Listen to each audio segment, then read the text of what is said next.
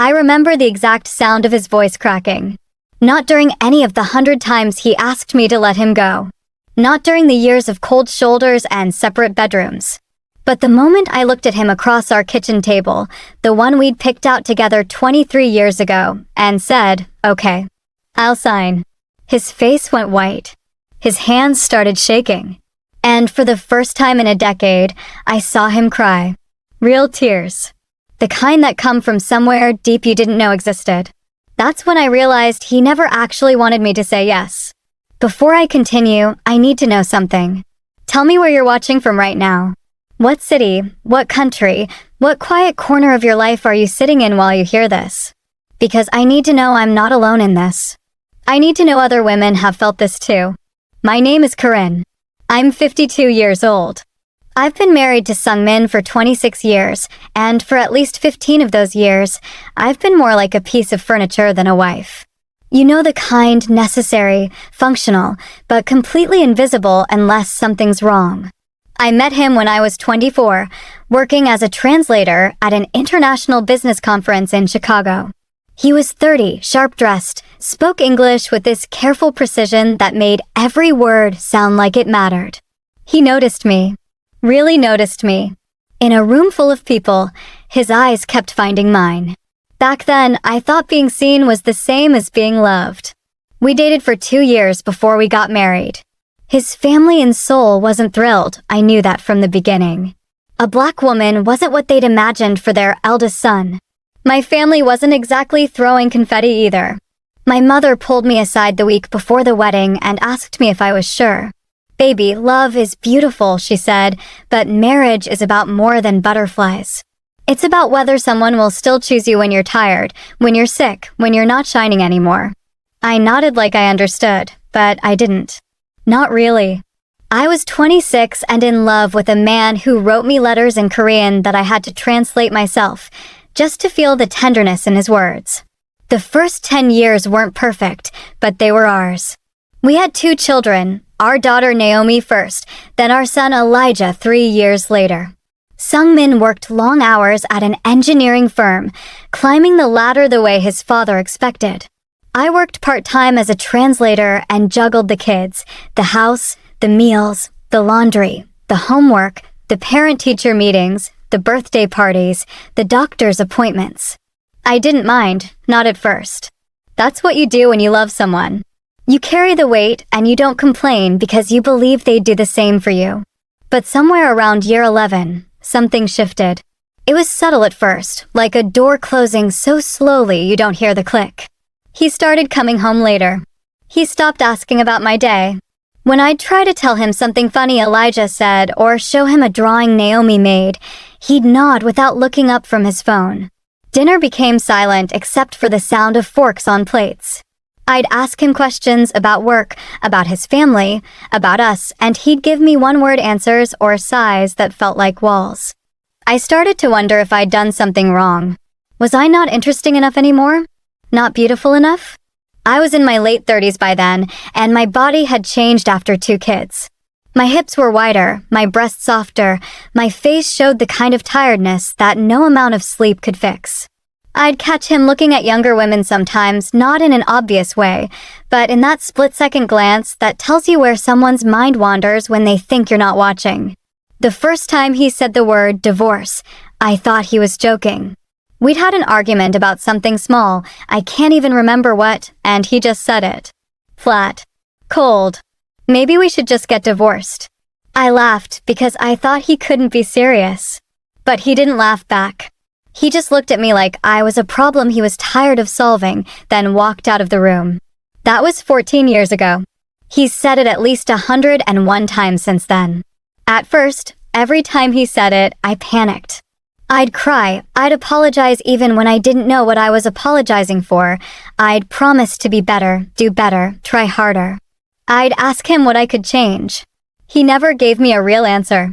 Just vague things like, "We're not compatible anymore," or "I don't feel the way I used to." So I'd throw myself into being the perfect wife again. I'd cook his favorite meals, dress up even when we weren't going anywhere, initiate conversations, plan date nights he'd cancel at the last minute. And every time I fought for us, he'd go quiet for a while. A few weeks, maybe a month. Then something small would set him off again, and he'd bring up divorce like it was a weather report. I think we should divorce. I want a divorce. Why are you making this harder than it needs to be? Each time, the words felt a little more rehearsed, a little less emotional. Like he was testing me. Like he wanted to see if I'd still beg. And God help me, I did. For years, I begged. Our kids noticed, of course. Naomi was the first to say something. She was about 16, standing in the kitchen doorway one evening after another fight, and she just looked at me with these exhausted eyes and said, "Mom, why do you keep doing this to yourself?" I didn't have an answer. What was I supposed to say? That I was terrified of being alone? That I didn't know who I was without him? That the idea of being a divorced black woman in her 40s felt like failing at the one thing I'd promised myself I'd get right? Elijah stopped bringing friends over. He told me later that he didn't want them to see us like that, his dad distant and cold, his mom trying too hard to pretend everything was fine. He said it felt like living in a house where everyone was acting in a play, but nobody knew their lines anymore. I turned 45 and realized I'd spent more time crying in my marriage than laughing. I'd go to bed some nights and just stare at the ceiling, wondering when I'd stopped mattering. Sungmin slept in the guest room most nights by then. He'd say it was because of his back, or because he had early meetings, but we both knew the truth. He didn't want to be near me. Menopause hit me like a freight train around that time too. Hot flashes that made me feel like I was burning from the inside out, mood swings that left me feeling crazy, nights where I couldn't sleep and mornings where I couldn't get out of bed. I tried to talk to him about it once, told him how hard it was, how invisible I felt. He looked at me like I was speaking a language he didn't understand, then said, "Maybe you should see a doctor." That was it. No comfort. No hand on my shoulder. Just a suggestion to make me someone else's problem. I started pulling away then, though I didn't realize it at the time. I stopped initiating conversations. Stopped planning date nights. Stopped asking him about his day. I poured myself into my work, picked up more translation projects, started taking long walks alone in the evenings. I joined a book club with women from my neighborhood, most of them white, but kind, and they never asked questions I didn't want to answer. I started finding peace in silence, in not trying, in not hoping, and that's when something strange happened. The more I detached, the more present Sungmin became. He'd walk into the kitchen and hover like he wanted to say something, but didn't know how. He'd ask me where I was going when I left for my walks, which he'd never done before. He started eating dinner at the table again instead of in front of the TV. But I didn't feel anything. No relief, no hope. Just numbness. He still brought up divorce, though. Maybe once every few months. It became almost like a tic, a reflex.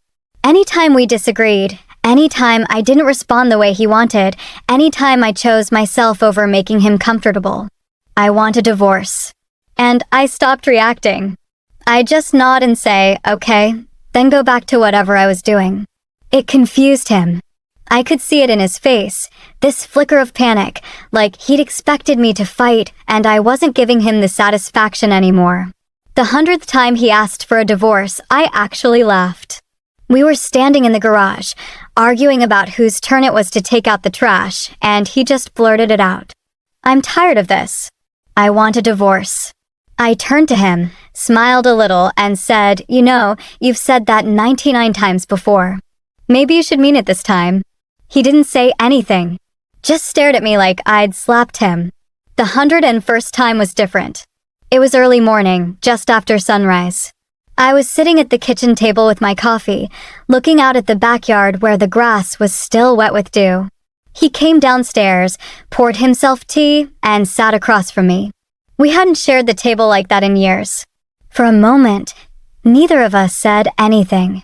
Then he spoke, and his voice was so quiet I almost didn't hear him. "I think we should divorce." I looked at him. Really looked at him. He was 55 now, his hair more gray than black, his face lined in ways that made him look tired all the time. He looked like a man who'd been running from something for so long he'd forgotten what he was chasing. And I realized, sitting there in that moment, that I didn't want to run anymore. I didn't want to beg. I didn't want to fight for someone who'd spent over a decade showing me he didn't want to be fought for. So I said the thing I'd never said before. The thing that changed everything. Okay. His face went completely still, like I'd frozen him. What? Okay, I repeated, calmer than I'd ever felt. I'll sign.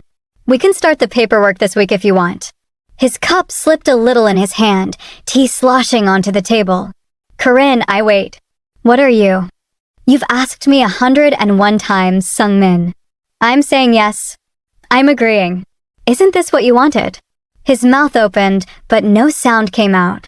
Then his eyes filled with tears, and I watched this man I'd spent 26 years with completely crumble. His shoulders shook. His hands covered his face. And he sobbed. Deep, gut-wrenching sobs that sounded like they were tearing him apart. No, he choked out. No, I didn't. I don't want that. I don't want to lose you. I sat there, watching him fall apart, and I felt nothing. No anger. No relief. No sadness. Just a strange, quiet emptiness. You've been losing me for 15 years, I said softly. You just didn't notice because I was still here. He looked up at me, his face red and wet, and for the first time in over a decade, he reached for my hand. I let him take it, but I didn't squeeze back. Please, he whispered. Please don't do this. I'll change. I'll be better. You've had 15 years to be better, I said. And every time I begged you to stay, you punished me for it. Every time I fought for us, you pulled further away. You trained me to stop caring, Sungmin. And now that I have, you can't handle it. He broke down again, begging me not to leave, promising he'd do anything, that he'd finally be the husband I deserved. I listened, and part of me, some small, stubborn part, wanted to believe him. Wanted to think that maybe, just maybe, this was the wake-up call that would change everything. But the bigger part of me, the part that had been ignored and diminished and dismissed for so long, knew better. This wasn't love. This was fear. Fear of being alone. Fear of losing control. Fear of what people would think. I pulled my hand back gently. I need time to think, I told him. And I got up and walked out of the kitchen, leaving him there with his tears and his regrets. The days that followed were strange. Sungmin transformed overnight into a version of himself I'd only seen in the first years of our marriage. He texted me throughout the day, asking how I was, telling me he missed me even though we lived in the same house. He cooked dinner, something he hadn't done in years. He bought flowers, left notes on my pillow, asked if I wanted to go for walks with him. He even called his mother in Seoul and told her we were having problems, something he'd never admitted to his family before. But it all felt performative. Desperate. Like watching someone try to put out a fire they'd been slowly building for 15 years. I appreciated the effort, I suppose, but it didn't move me the way I think he hoped it would. Because the truth was, I'd already mourned this marriage.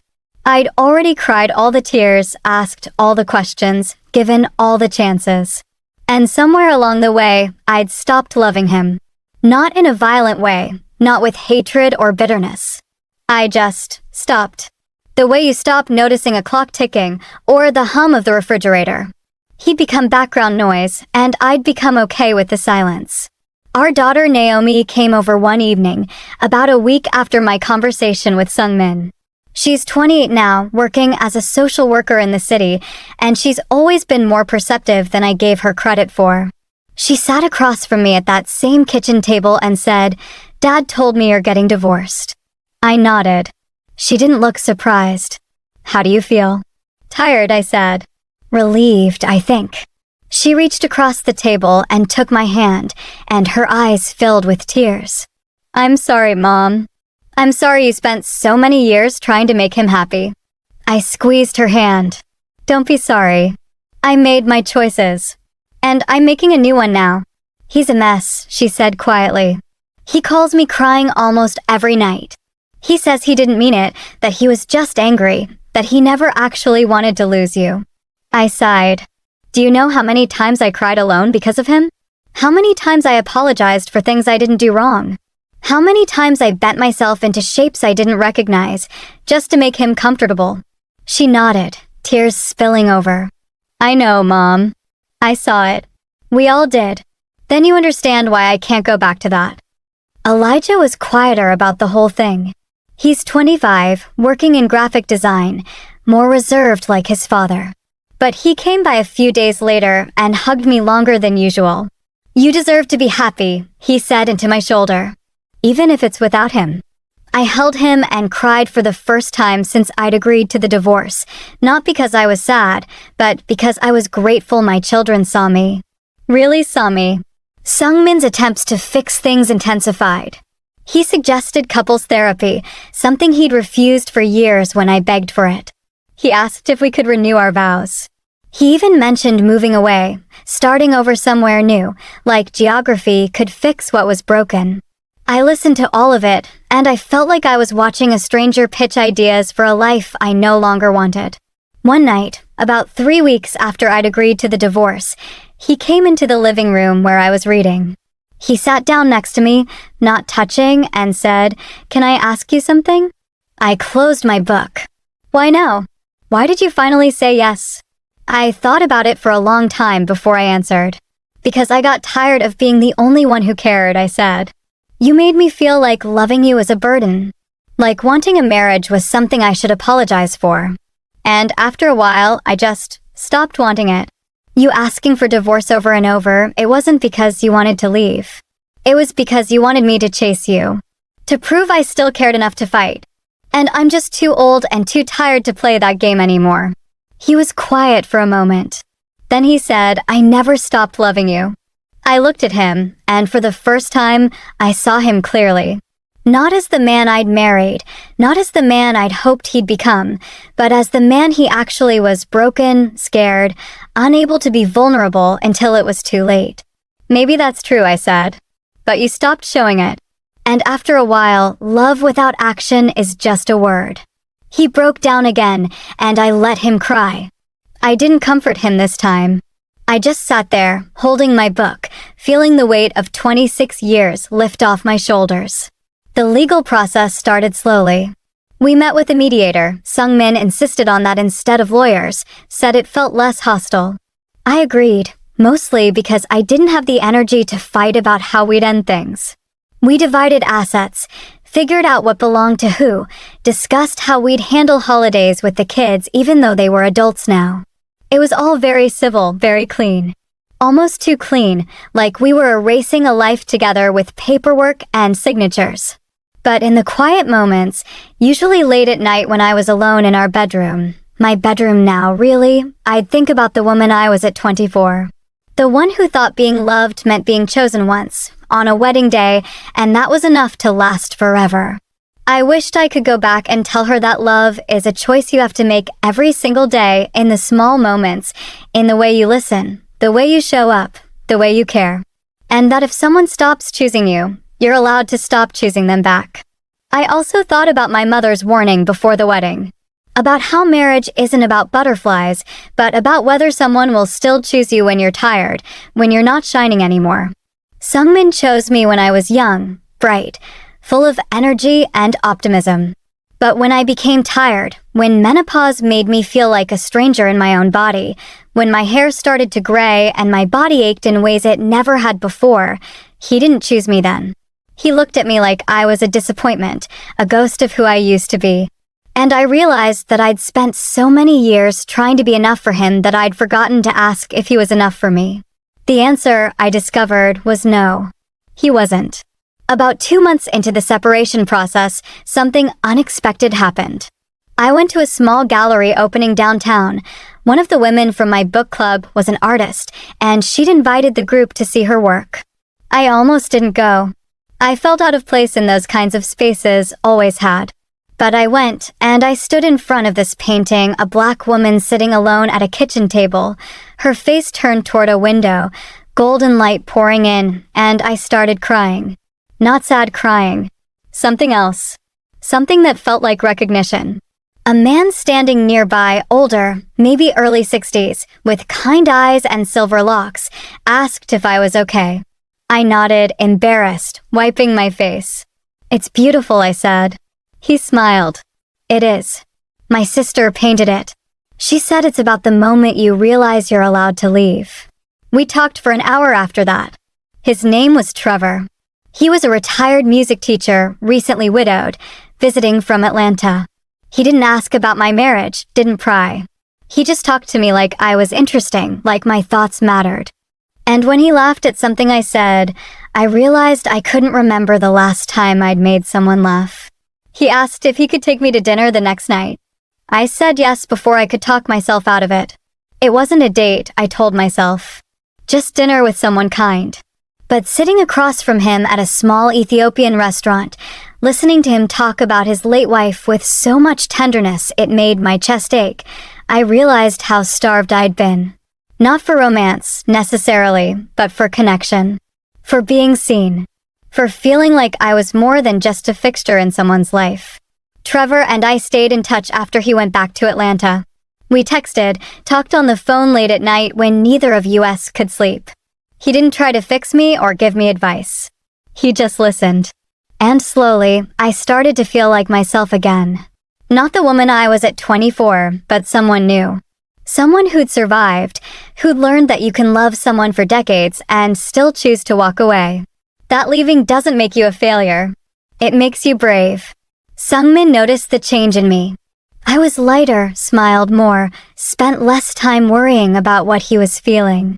He asked me once if I was seeing someone. I told him the truth, that I'd met a friend, someone who reminded me what it felt like to be treated with kindness. He looked devastated, which surprised me. You're moving on, he said, and it sounded like an accusation. I'm finding myself, I corrected. That's not the same thing.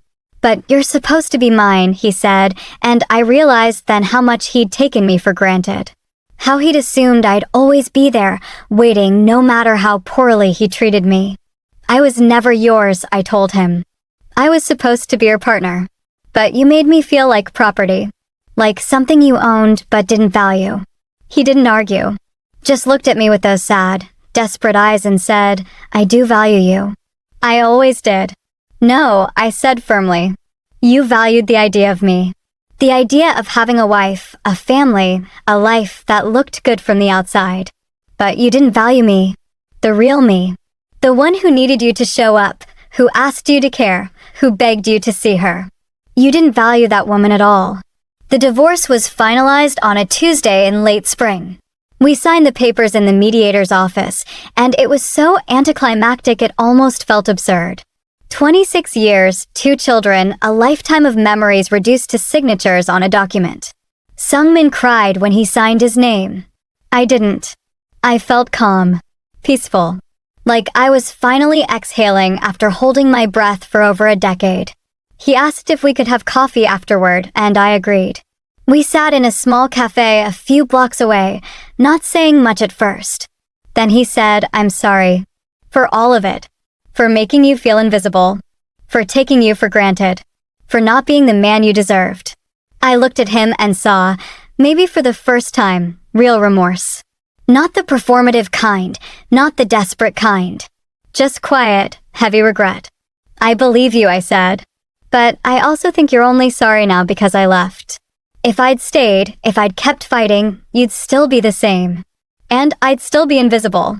He didn't argue. He just nodded, tears rolling down his face. Will you ever forgive me? I already have, I said, and I meant it. But forgiveness doesn't mean going back. It just means I'm not carrying it anymore. We finished our coffee in silence, and when we left, he hugged me for a long time. I hugged him back, not because I missed him, but because I was saying goodbye to who I used to be. The woman who thought love meant sacrifice without reciprocity. The woman who stayed in pain because she was afraid of the unknown. The woman who begged to be chosen by someone who'd stopped choosing her years ago. When I got home that evening, I called Trevor. It's done, I told him. How do you feel? He asked. I thought about it. Free, I said. I feel free. A few months later, I flew to Atlanta to visit him. We spent a week together, talking, laughing, exploring the city. He took me to jazz clubs and art galleries, introduced me to his friends, cooked me meals in his tiny kitchen. And one night, sitting on his porch under a sky full of stars, he said, "You know you're extraordinary, right?" I laughed, shook my head. "I'm not. I'm just a woman who finally learned to walk away." "That's what makes you extraordinary," he said. "I'm not with Trevor now, not in any official way. We're taking things slow, figuring out what this is. But it doesn't really matter what we call it. What matters is that I'm choosing myself. I'm choosing peace. I'm choosing to be with people who see me, who value me, who don't make me beg for the bare minimum." Naomi asked me recently if I regretted the years I spent with her father. I told her no. "He gave me you and your brother," I said. "He gave me lessons I wouldn't have learned any other way. And he gave me the greatest gift of all. He showed me what I wouldn't tolerate ever again." Sungmin still calls sometimes. Not often, but enough that I know he's struggling. He tells me he made a mistake, that he's in therapy now, that he's learning to understand himself better. I listen, I'm kind, but I don't engage beyond that. His healing isn't my responsibility anymore. I spent too many years making his feelings my burden. Now, I'm letting him carry his own weight. And me? I'm rebuilding. I'm traveling, just small trips for now, places I've always wanted to see. I'm writing, something I haven't done since college. I'm laughing with my kids, spending time with my book club friends, having long phone calls with Trevor where we talk about everything and nothing. I'm learning to take up space again, to have opinions, to say no without guilt. I'm learning that it's okay to be 52 and single and still figuring out who I am. Because here's the thing nobody tells you about leaving a marriage that's slowly killing you. The world doesn't end. In fact, it gets bigger, brighter, fuller. You realize how small you'd made yourself, how much you dimmed your light just to make someone else comfortable. And when you finally step into your full self again, it's terrifying and exhilarating and lonely and beautiful all at once. I think about women like me sometimes. The ones who stayed too long. The ones who begged men to love them the way they deserved. The ones who finally said yes to divorce and watched their husbands break down, not because they truly loved them, but because they'd lost control. I want them to know that it's okay to leave.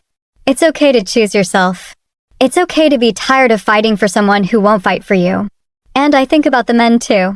The ones like Sungmin, who take their wives for granted until it's too late. Who use divorce as a weapon, a threat, a way to keep women scrambling to prove their worth. I want them to know that there's a limit. That one day, she'll stop begging. She'll stop crying. She'll stop caring. And when that day comes, when she finally agrees to the thing you've asked for 100 times, you'll realize what you've lost. And it will be too late. The day Sungmin broke down was the day I started living again. Not because I wanted to hurt him, but because I finally understood that I couldn't save someone who didn't want to be saved. I couldn't love someone into loving me back. And I couldn't keep shrinking myself to fit into a life that didn't fit anymore. So I walked away. And I'm still walking, one step at a time, into a future that's uncertain and scary and entirely mine. If this story touched something in you, I want to hear from you. Have you ever stopped fighting and watched everything change? Have you ever said yes to something you thought would destroy you, only to find out it set you free? Tell me where you're watching from and how old you are. Tell me your story. Because we're not alone in this, even when it feels like we are. And sometimes, the bravest thing we can do is admit that we're done and mean it.